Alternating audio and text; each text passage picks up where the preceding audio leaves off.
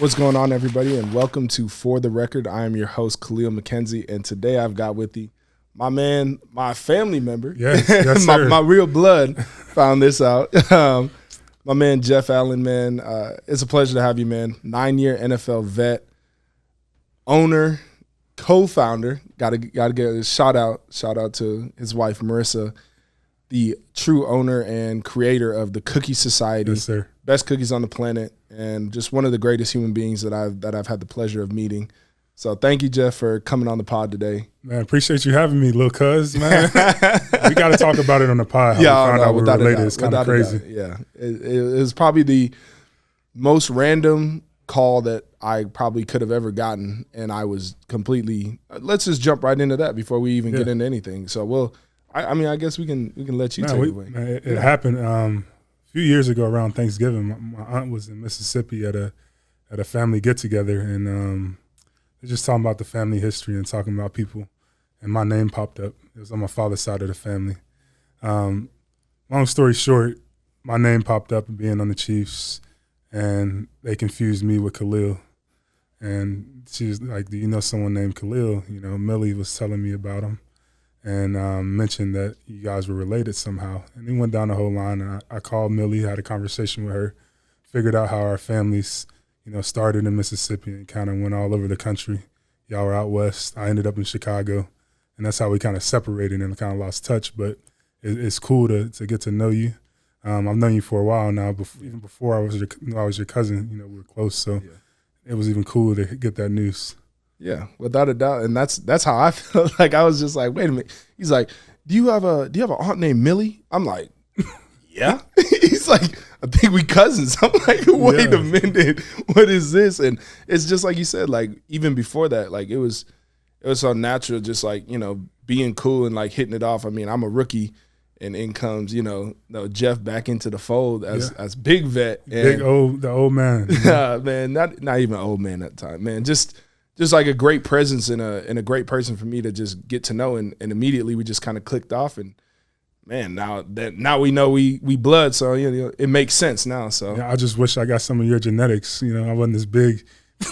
Man, here barely fitting in the chair, just like me talking about something. He needs some better genetics. I mean, look at the calves.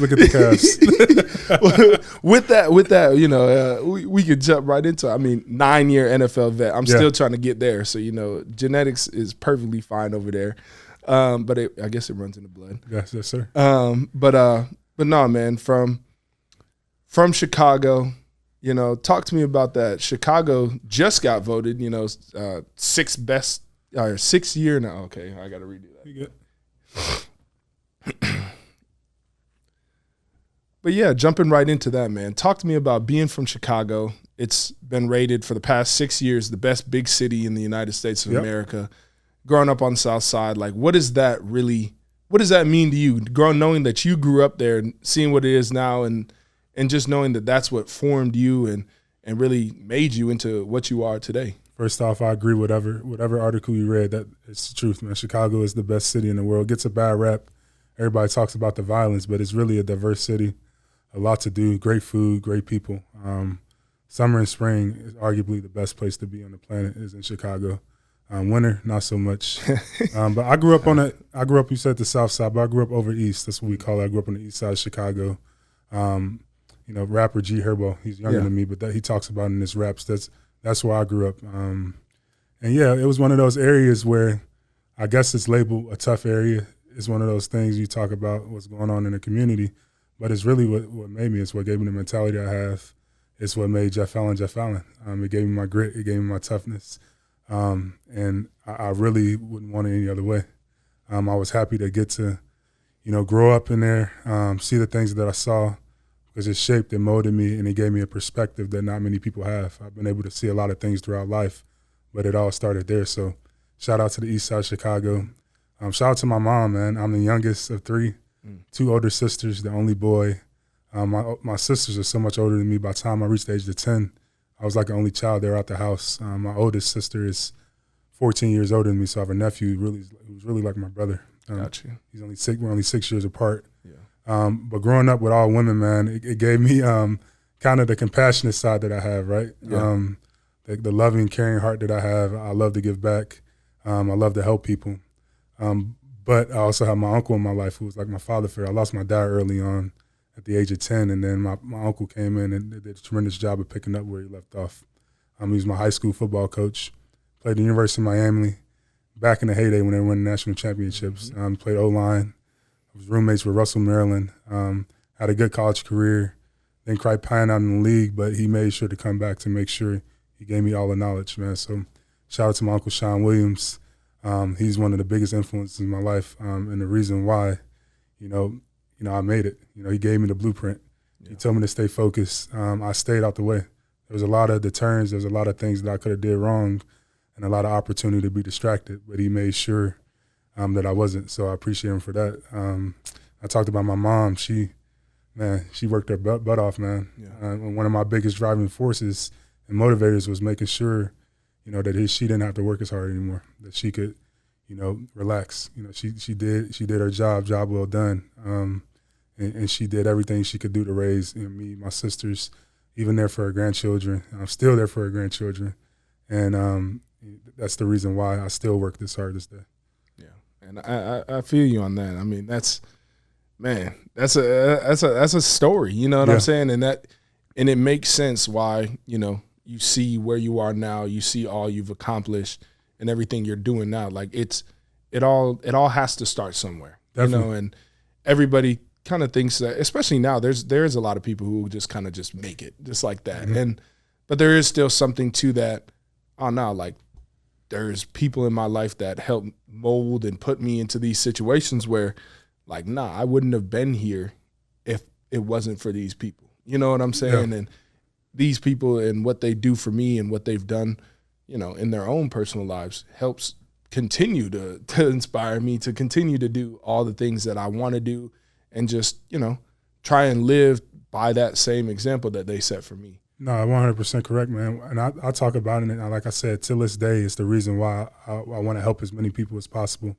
And we call it compound impact now, but, my mom was doing that way back in the day. I mean, we didn't have much, but she would always make sure if there was someone in need, she would give her last, man. And, some people can say that's to a detriment, but to me, all I saw was someone that cared about others, that put themselves on the back burner just to make sure that it was for the greater good. And, that's what I try to do, man. I try to make sure that I sacrifice to put my kids in the proper position. Not even just my kids, my nieces and my nephews, even strangers that I run across, man. I try to do my best to brighten someone's day, to give back in that way. Well, you definitely do that, with everything that you and your wife Marissa do. Like it's, y'all are doing it. You know what I'm saying? And to know that and know everything about the backstory, like it makes sense. You know what I'm saying? And playing off that, So what helped make your decision to go to the University of Illinois? Was it staying in those home roots and being close to home and, everything like that? That's a story in itself, man. I was an underdog, man. I had no scholarships, honestly. So going into my senior season, I literally had 0 offers, none. I had a lot of interest, but I kept getting the same feedback. I want to see you lose a little bit of weight, get in a little bit better shape. And I went to King High School in Chicago. If you know anything about Chicago, it's a basketball city. Mm-hmm. I played in the public league, not many resources. So there weren't really anybody getting recruited from that area. But thankfully, my best friend, Miles Stroder, he was a top 25 player in the country at the time. Yeah, so everybody was coming to see him, and they got a glimpse of me. They saw the potential, but they're like, there's some things you need to fix. So I took the feedback, the constructive criticism, and I got better. And I can remember going to University of Illinois summer camp, the O-line camp, heading into my senior year, and I was like, man, I lost about 30 pounds. I did everything the coaches told me to do, and I went up there, and the O-line coach at the University of Alabama now, Eric Woodford, tried to kill me that day. I'm talking about he put me through it. Like I can't imagine. I'm going every rep. I'm doubling up, and by the end of the camp, my whole body locked up. I'm cramped up, and I held it in. Like I didn't let him see it. Like I held it in. They gave me a scholarship offer. Took me to Chipotle for the first time. Got a burrito. Yeah. I committed immediately. They're like, well, you can't commit on campus. It was some rules, something. I was like, okay. All right. As soon as I got in the car, as soon as we drove off, I commit. I hear you. Shout out Chipotle. That's how it happened, man. That was my first offer, and I committed immediately because at the time I didn't have any. But I really wanted to be there. There was a lot of kids from Chicago that were there. Juice Williams at the time was one of the guys from the public league who everybody looked up to. Mm-hmm. So I was like, man, I want to be able to do something like that, and I want to be able to inspire kids in the same fashion. So I took it and I ran with it. I feel that. I was because when you said about your uncle going to Miami and everything, I was like, okay. I was like, I wonder if Miami was on the table. Or, I end up getting an offer from Miami at the University of Illinois because last name was Shannon. I forget the guy's first name, but he played linebacker at the University of Miami when my uncle was playing there, so they were teammates. Okay. Randy Shannon, I think that was his name. They ended up giving me a scholarship later down the line, but Illinois was the first to make that that big jump. Everybody else was waiting and seeing what was going to happen with me. I feel that. And going from being there at the University of Illinois, only scholarship offer, got your scholarship offer because, guys were coming in to see basketball, and you get to go to a camp and you get that offer and you get to go there and play. And, I mean, shoot, you played left tackle, you played right tackle, end up being a second-round draft pick of the Kansas City Chiefs, going on, like we said, to have a 9-year NFL career and get a Super Bowl ring. Yeah. You know what I'm saying? Like, how does that feel knowing that, where you came from, everything that you just said, that's what you ended up accomplishing? It feels fucking great. Yeah. And, like, honestly, looking back on it, I'm able to appreciate it a lot more. While I was doing it, like, I never gave myself any credit. I never celebrated anything.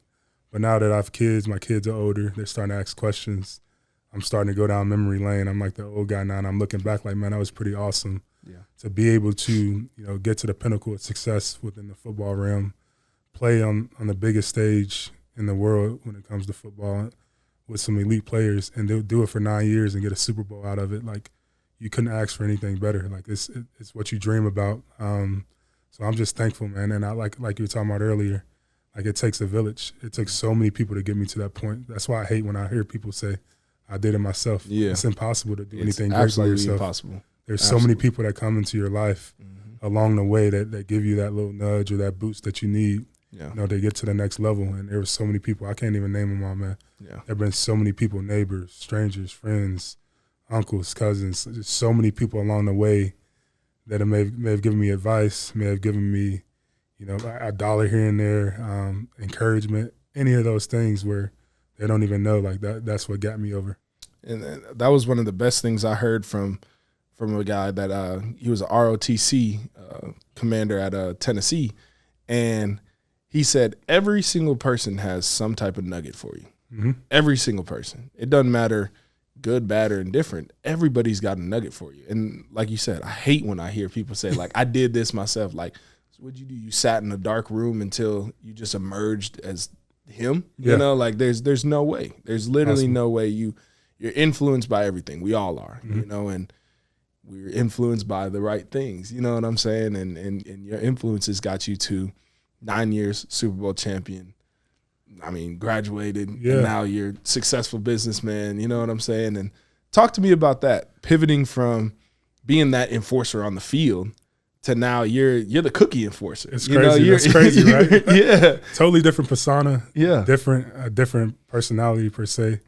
But I'm just thankful. I'm playing the same role that I did in football, man. Like, I do all the dirty work, man. I'm just like O-line, man. I don't want any of the glory. I'm happy to be, kind of, behind the scenes while my wife shines and thrives and does do what she does. And really, she supported me throughout my whole career. Like, educated, could have done anything that she wanted to do, but she decided to stay home and, be the wife that she is and take care of the kids and do that. And I retired, and I was like, it's your time now, right? Mm-hmm. And we kind of switched roles, and I was at home with the kids, and I'm like, damn, this is kind of hard. Yeah.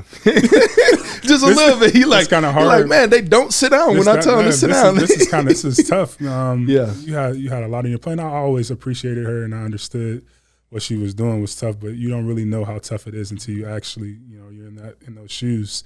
So I feel you, Tom Brady. I know why you went back.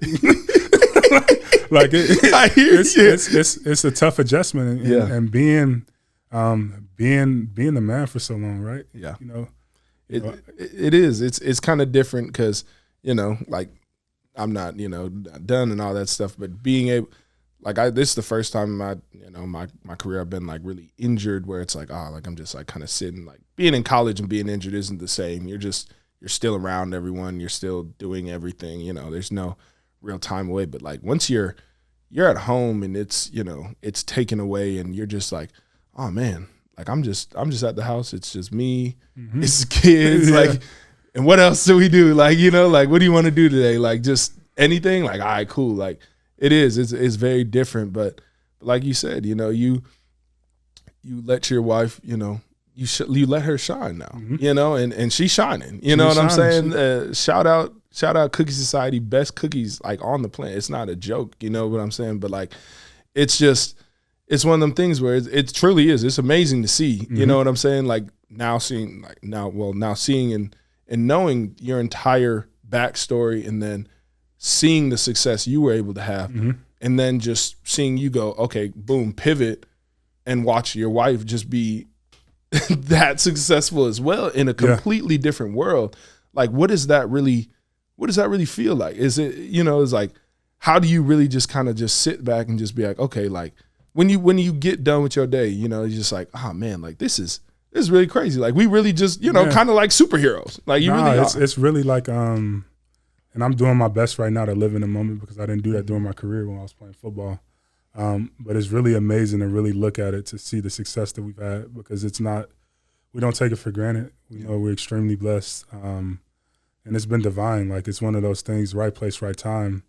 But it's just more than that, man. It's God. Like we can't necessarily explain like all the accolades that we received. The rush of support, like every single press clipping you could think of, major outlet has come to us with no PR. For real. No PR. Everything. Yeah, and, and like I said, I can't explain it, but just seeing it, I think it just has something to do with karma, man. Like I've always lived my life and tried to live my life in the right way. I'm not perfect, but I've always tried to be a good person, and I think the more you put in the universe that's great, the same thing will come in return. Amen. Because, I mean, I'm sitting at home one day and all of a sudden I just see on the TV it's Mark Cuban and then it's Jeff and Marissa Allen. Yeah, and I'm like, it's crazy. I'm like, wait a minute. I'm like, this is crazy. You know, like it's, you know, it's one thing to have, you know, a business. It's one thing to have even a successful business, but then it's another thing to just be, you know, like it's just taking off and it's to the moon and it's amazing to just honestly watch. And I applaud you for saying like just living in that moment and just letting it all just kind of happen. Because, you know, it's one of them things where it truly is like, I mean, I can't wait to see, you know, what all comes with the future for Cookie Society. And that's kind of my next question for you. Like, what does the future look like for you? You know, because I know it may be different. I think it may change in the future, but when we first started this thing, honestly, the thought was just to have one store. Right? It was just my wife living her dream, doing something she loves to do, and that's feeding people, man. She loves to make people happy with food, and her love language is food, so mine is too. Yeah. So that was the initial thought, was to have one store, and then it kind of grew, and then we got the Oprah Favors thing nod, and that kind of propelled us, and it kind of forced us to grow. So we got to store number 2. We're opening store number 3 in October in South Lake, working on store number 4 in Dallas. It's just a lot moving really fast. So who knows where it goes? I know I eventually want to be on a national scale. I just don't know how big. Yeah. And then I want to just continue to set an example personally from an athletic standpoint in the transition, showing guys that, hey, like football ain't forever, but like we can take our skills and the attributes and the characteristics that we develop playing ball and pivot, man. Like it's so much more. And we're great entrepreneurs. We're entrepreneurs while we're playing football. We're a business entity in itself. So just take that and don't let football just become your identity. Let it become your strength, all those things, and move on to the next thing, whatever it might be. 100%, 100%. And I love that idea of a National Cookie Society because I ain't gonna lie. As soon as I leave, I'm just like, I want to go down the street and like know that I can go get that chocolate chip or that cinnamon roll. Like, yes, sir. Man, if y'all don't know about cinnamon rolls, them Cookie Society cinnamon, oh Lord. It's divine. You talked about divine. They are divine. That's divine for sure. That's divine for real right there. So, but nah, man, like it is like you said, like something forced you to grow it bigger. Like you said, you just wanted the one, but you were forced into, you know, okay, now let's see how big this thing can grow. Yeah. And I think that's something that, a lot of people can kind of just really relate to, because a lot of times, like, okay, maybe we have this one singular thought of how we're going to do things or what we have planned for our lives, and then something forces us either to grow or take a step back. Yeah. And a lot of times, a lot of us are resistant to it, whichever way it goes, because, I mean, shoot, I could definitely see you just being like, maybe we just stick with the one, like, we're doing really good, like, all this type of thing, like, maybe we don't need to have, all these type of stories, but, you jump right into it, and you just, like you said, you just enjoy the time while it's happening, I mean, organically it'll happen, man. We've been kind of going with the flow. We're a little bit more structured now, in a sense, but it's just entrepreneurship. And someone was telling me this about a week ago. He said entrepreneurship is like jumping out of a plane with no parachute and building another plane before you hit the ground. That's really is real. Entrepreneurship, and it's constant change, it's constant adapting, and figuring out new ways to get better. And what better thing to transition to than business and learning that in football? Like, that's the NFL, man. Like, not for long. There's so much things that happen. Guys get cut every day. They have to go to new cities. They have to pick up and move their families. You get hurt. Like, there's so many new variables, things that are out of your control that you kind of just focus on what you can control, and that's entrepreneurship, man. I hear you. Truest testament of it, man, and you're walking in it. You know what I'm saying? So. A living example, you and Marissa, and it's an amazing thing to just honestly just sit back and just see, and every single time any accolade, anything comes out, it's so amazing to see, because you see, you get to see you all the time. It's like, man, like it's just good things are just happening to very good people, so that's been, for me, that's been the coolest thing to see about this whole transition, knowing you as player and now seeing you as entrepreneur.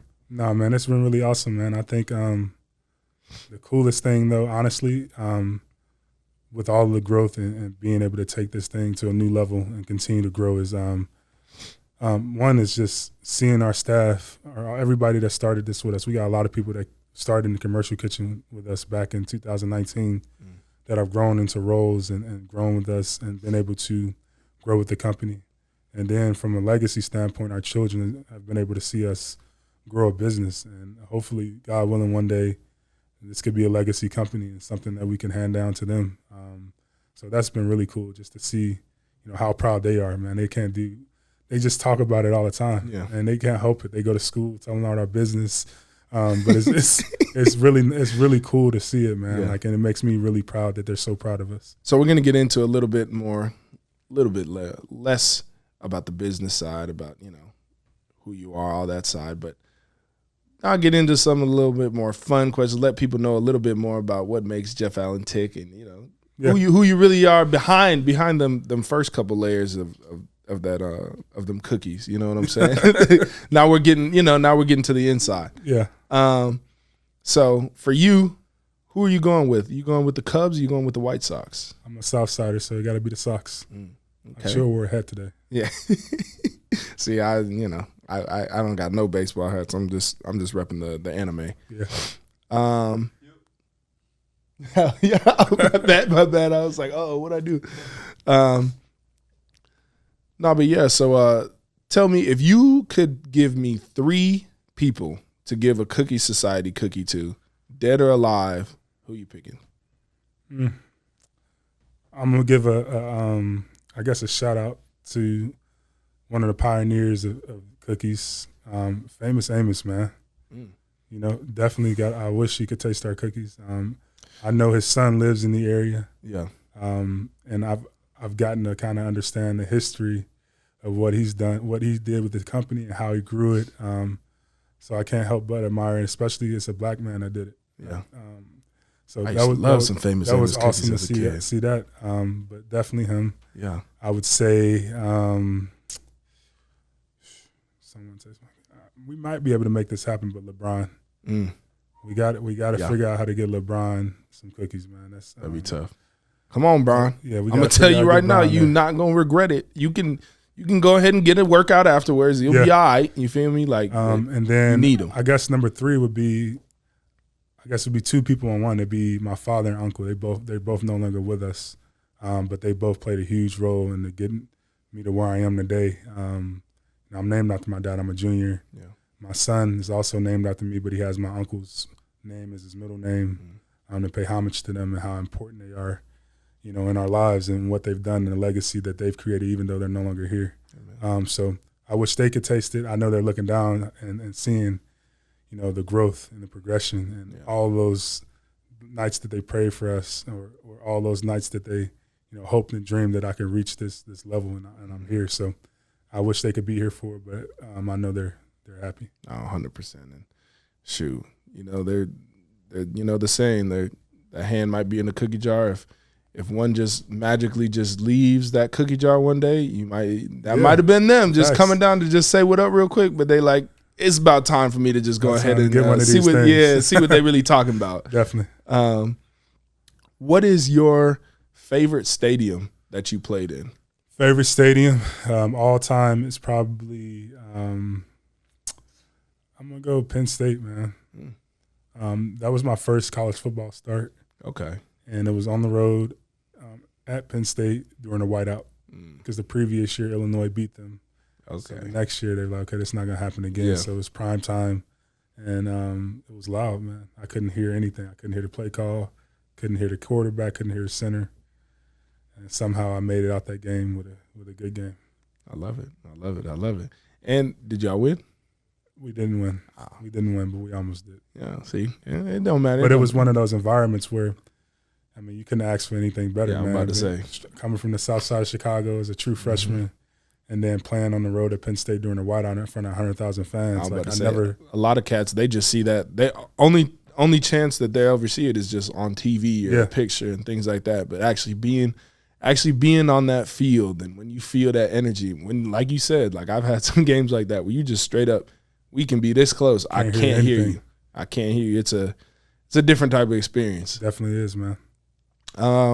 What's the wildest response that somebody's ever given you when they've tried a cookie, or like a DM or something like that y'all have gotten? It is definitely the wildest response, but probably the most common. Is this crack?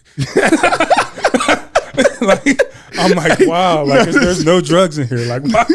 Hey, it's a real question though, because I mean, how many times have I said it's the best cookies on the planet? Like when you have one, you're like, nah, like this doesn't make sense. Yeah. Like I promise I've had a good cookie before. Or like even some people probably think they can make a good cookie. Yeah. But you have never had a better cookie than at Cookie Society. Yeah, we tell you haven't had a cookie until you've had Cookie Society cookies. Like it's truly an experience. It's not just a cookie. You can't explain it. But if you know, you know. You just got to try it. Sorry, I have to leave this last one. I'm gonna go ahead and stretch. It's a little bitty chair. Yeah.